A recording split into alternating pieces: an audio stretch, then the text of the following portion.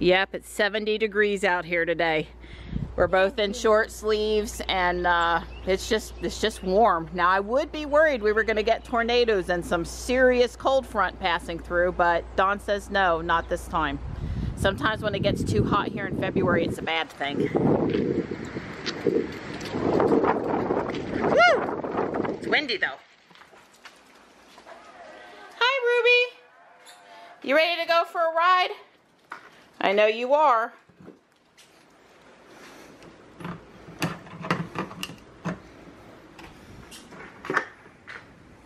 So how many Swablu candies do you have now, Johnny? 231. And you need how many? 400. All right, we're out in hunt of Swablu's, and they were all over the map, so I think we won't have any trouble finding them.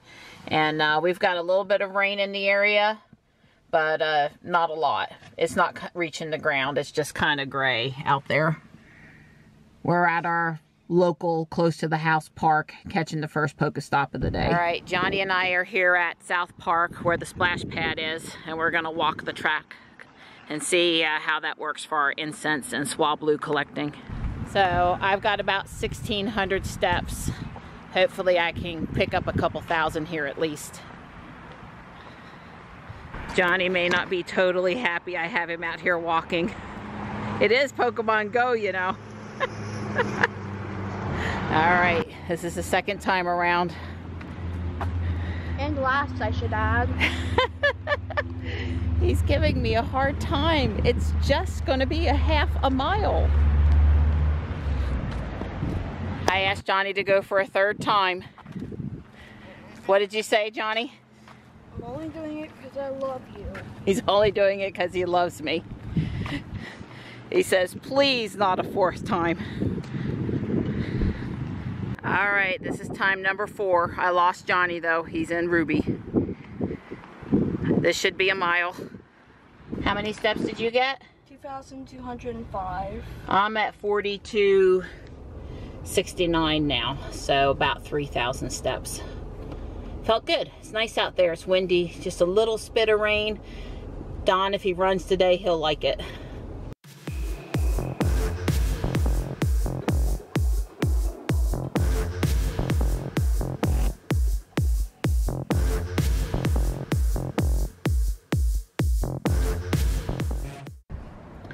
Here at Bob Barker in Fuquay, it's not a work day, and nobody's using any of the charging today.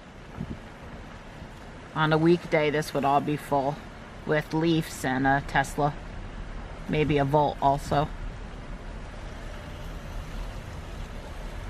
All right, Johnny and I have officially reached enough candies that we could evolve our Swablus. I have 444. He has 429. And yes, he has a shiny. You can see his pretty shiny on the right. I do not, even though I've caught a few more than him. Oh well. And yes, I am using Joey's phone. My phone is just glitching too much. Right, Johnny switched to Joey's phone, moved his account onto there because his phone was giving him grief. Oh, that was not a good 5K egg hatch. This is what happens when you catch a ton of Pokemon. You have no Pokeballs left. Notice, no Great Balls, no Ultra Balls, and 4! Only 4! I am depleted, braggart. I'm not trying to brag. I'm just telling you I have more. I was just giving you grief. All right, a quick trip into Harris Teeter for some broccoli and some Califia coffee drink, and then back to the house.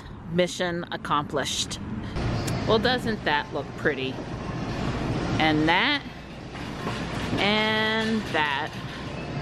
Very romantic. I think this would be Dawn's idea of a bouquet of candy bars. There was a little girl and her dad here on the corner by Fellowship Bible Church, and there was an Absol raid, so we pulled over to ask if they wanted help. They said yes. Johnny's over there making friends. So, guess what, Mr. Don? You got carrot cake? No, I got enough candies to evolve my shiny Swablu. What kind of chocolate candies? Oh, all right, Johnny. our big moment of evolving Johnny's shiny Swablu kind of Pokemon Go glitched. But thankfully, it did evolve. And it's still shiny. And what kind of Pokemon is it, Johnny? It's an Altaria. Yeah, he's renamed it to Shiny, but it's an Altaria, huh? Well, that's way cool. You got to be like the first person to have one of those. So now I have Joey in the car. He needs to do some volunteer work for his, what class at school? Freshman seminar. For Mr. Farkas. And I had suggested Guardian Angel, and so I'm going to take him up there to talk to them about it. So we did just a little shopping, and we learned the short story. We need to come back and talk to Miss Ruth on Tuesday. And I'll probably do that when I'm in there shopping with Michelle. And probably because Joey's not 16 yet, I need to volunteer with him. Yeah, me and you together, buddy.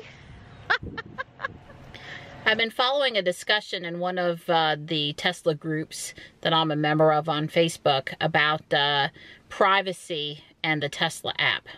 So when you open up the Tesla app, at the very bottom of the screen, it shows the car's current location. And of course, Don and I are both signed in to the app, in this case through his email and password. And we can both see where the car is at any time that we pull up the app. The point of discussion in the group was, do you feel uncomfortable with your significant other being able to access that information while you're out driving? And of course my response was, doesn't bother me in the slightest, right? I trust Donnie with my life. I trust him with everything. I'm not anywhere I'm not supposed to be.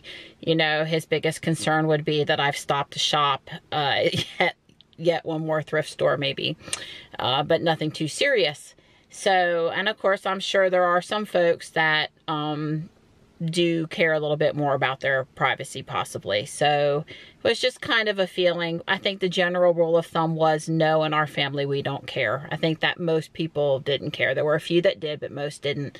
There were things like, yeah, I really like knowing for sure when my significant other is going to be home from work so I can have dinner on the table, and pulling up the app and seeing the car's location lets me know how to time dinner. Okay, fair enough. You know, if I had children out driving the car, I would want to be able to monitor them to help keep them safe. Well, you know, new drivers, high school, college kids. Probably not too many of them driving a Tesla, but if they were, or if I, you know, I would want to know. I can certainly see that. You know, me, if I'm out and I'm not back when I'm supposed to be, I would want, you know, Don, I think he would message me first and say, hey, where are you? But if I didn't answer and he was worried, he might pull up the app. So I think mostly there were some convincing reasons as to why that snapshot of the car's current location is a good thing. Certainly if someone were stupid enough to try to steal Ruby, we would be pulling up, you know, the app right away to see where the car was in our communications with the police, right? It would not be too smart to steal the Tesla and not know how to disable, I don't even know how you would do that, the ability for the car to transmit where it's located. Because you will get tracked down. I mean, you will. That's just what's going to happen. But I think we've talked about, I know we've talked about this before, we use Tesla Fi, right?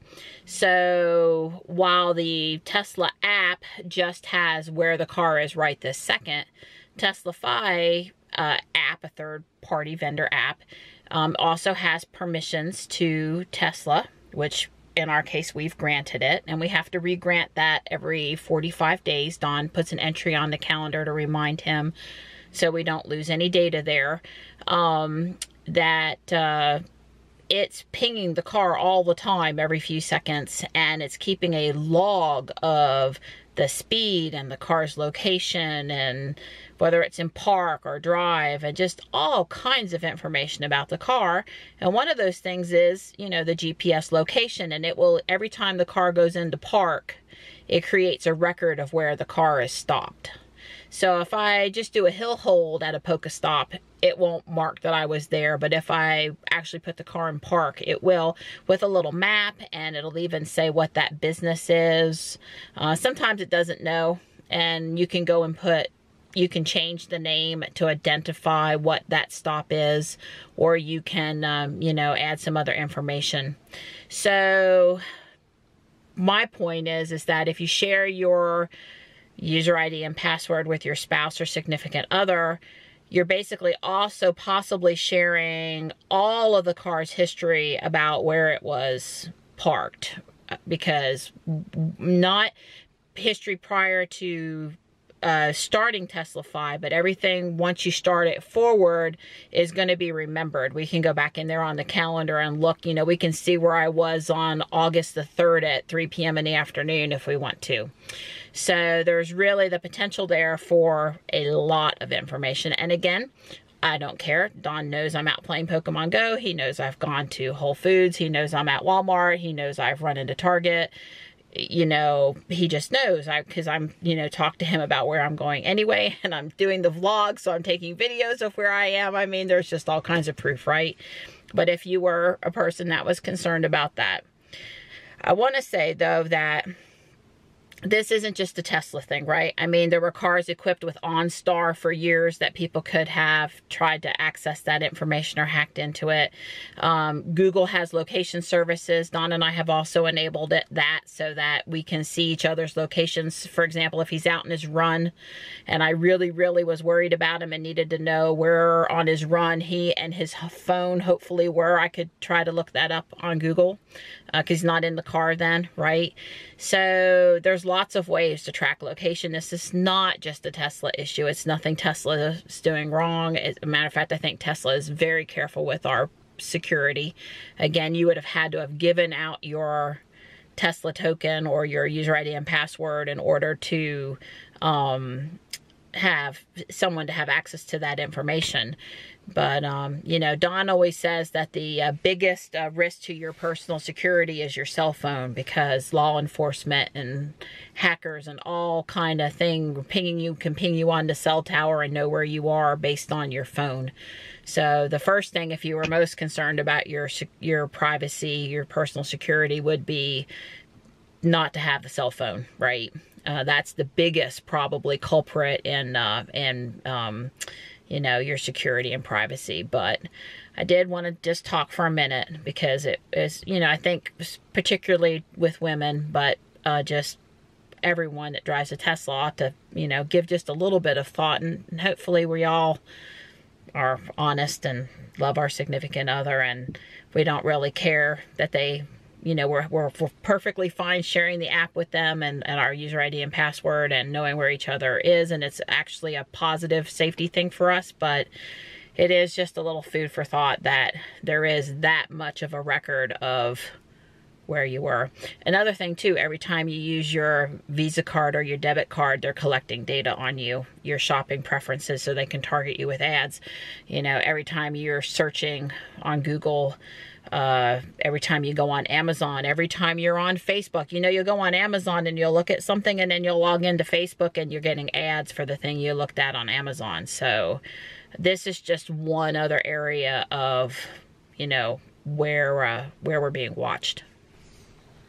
Just a brief comment that every time I'm out and I have the auto wipers in the extra sensitive, the second position, and I come home and it stopped raining and I've forgotten to turn them off, and I go to pull into the garage, as soon as I cross the plane of the door, the shadow going over the cameras sets off the auto wipers. And it's not really a problem, except for that it does startle me at a critical moment right when all the other alarms are going off on the car. So yeah, just a little food for thought there.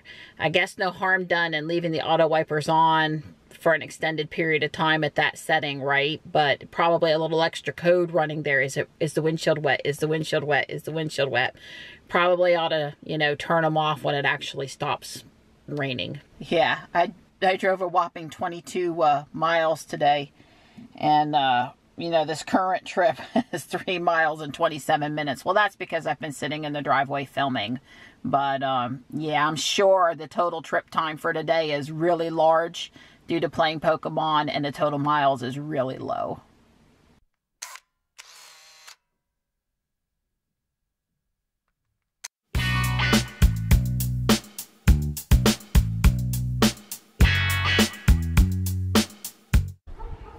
my Donnie.